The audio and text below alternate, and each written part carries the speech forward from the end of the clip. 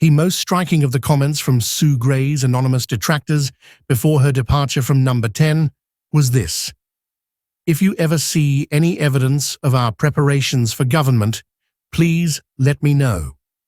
It was at that point that the departure of Keir Starmer's first Chief of Staff became inevitable. Indeed, it duly followed 2 weeks later. Of all the necessary fictions maintained by Labour during the election campaign, the pretense that it was ready for government was the most overlooked. The party was more surprised than it pretended to be by Rishi Sunak calling an early election. Most shadow ministers assumed that they had the whole summer to get themselves organised. The best prepared of Starmer's incoming cabinet was Ed Miliband, unsurprisingly, because he and Hilary Benn were the only ones who had served as Secretaries of State in the last Labour government.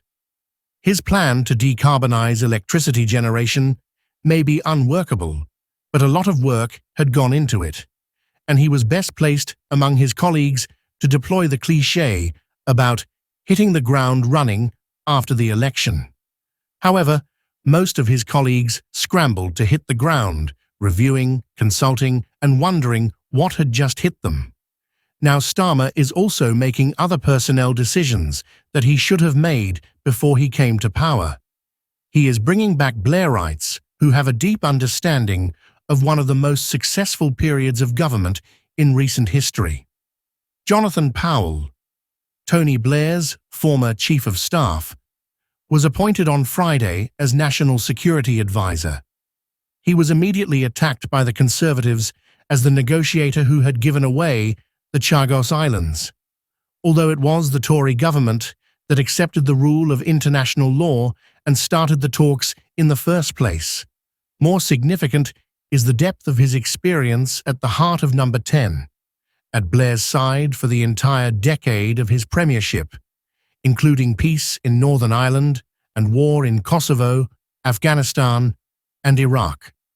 Also important is the return of Liz Lloyd, Blair's Deputy Chief of Staff, as Director of Policy Delivery and Innovation in Number 10. She worked with Michael Barber, who is also back in Number 10, in his case for 1 day a week.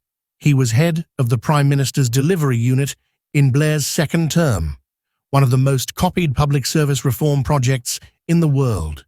The critical issue of delivery is the NHS, and Lloyd and Barber in Number 10, allied with Wes Streeting, advised by his predecessor Alan Milburn in the Department of Health, and armed with a decent funding settlement from the Treasury, are beginning to look like a team that can get waiting lists down.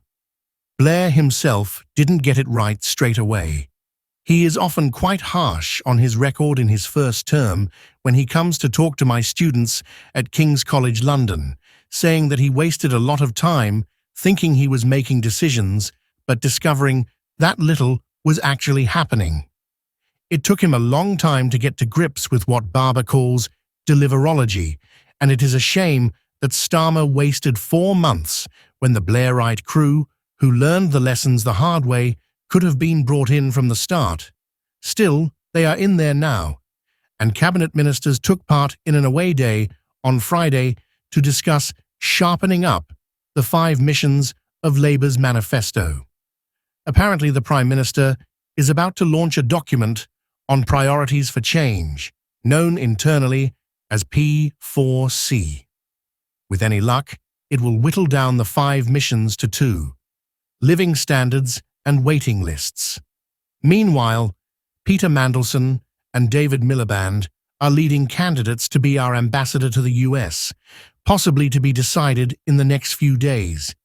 Even Nigel Farage, who has ruled himself out of the job, praised Lord Mandelson on Friday.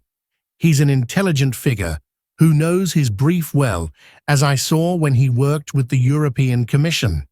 While I'm not certain he's the ideal fit for dealing with Trump directly, his intellect would at least command respect.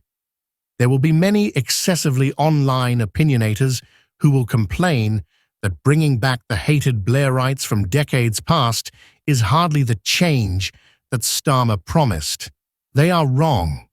Bringing about real change as Starmer now understands, requires deep experience in the tedious grind of deliverology. And he is right to bring in people who have done it successfully before.